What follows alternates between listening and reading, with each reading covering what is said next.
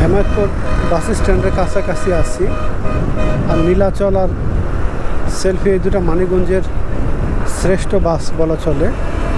এরা কিন্তু একদম রেস যেভাবে দেয় সে রেসিং স্টাইলে চলাফেরা করে। এদের পারাপারি কারণে কিন্তু দুর্ঘটনা ঘটে। আর যে গাড়ির থেকে বোতল ছুঁড়া মারা, এটা কিন্তু ভাই কঠিনভাবে একটা দুর্ঘটনার শিকার হয় মানুষজন। গাড়ির ভিতর থেকে কখনো বোতলের মুখ লাগিয়ে বাইরে ফেকবেন না, তাতে করে কিন্তু একটা অ্যাক্সিডেন্ট হয়। এটা আমরা সবসময় এটার একটা তীব্র প্রতিবাদ জানাই। ঢাকা রিচার মহাসড়ক থেকে বিদায় নিচ্ছি এক্ষুনি। আমি যেহেতু মানিকগঞ্জ যাব, আমাকে আমার সাবলেন ব্যবহার করতে হবে। এই পাশটাই সাবলেন, যদিও এ পাশে রাস্তার কাজ চলতেছে, কিন্তু তারপরে কিছু করার নাই, একটু আস্তে ধীরে দেখে যাওয়ার চেষ্টা করব। রে কি অবস্থা!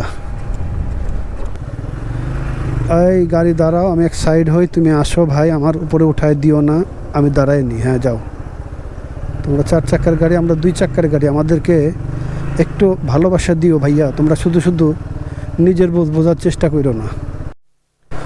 এই জায়গাটা আসলে মনে হয় যে বান্দরবনের পাহাড়ের নিচ দিয়ে রাইড করতেছি ভাই। কি অবস্থা! একদম পচা কাদা পানি, তার ভিতর দিয়ে যাইতে হচ্ছে, কিছু করার নাই। ঠিক এইভাবেই রাস্তাঘাটগুলা ভাঙাচোরা। কি কষ্ট করে পার হইলাম ভাই রে ভাই। তো বাইক নিয়ে চলতে গেলে ভাঙাচোরা, অফ রোড, অন রোড সব কিছু মিলা পার হওয়া লাগবে, কিছু করার থাকে না। সাব রোড পার হয়ে আসার পরে এখন মহাসড়কে উঠলাম, বিশ্ব রোড। মানিকগঞ্জ, সিঙ্গার, ঢাকা রিচার সাথে সম্পৃক্ত এই রোডের।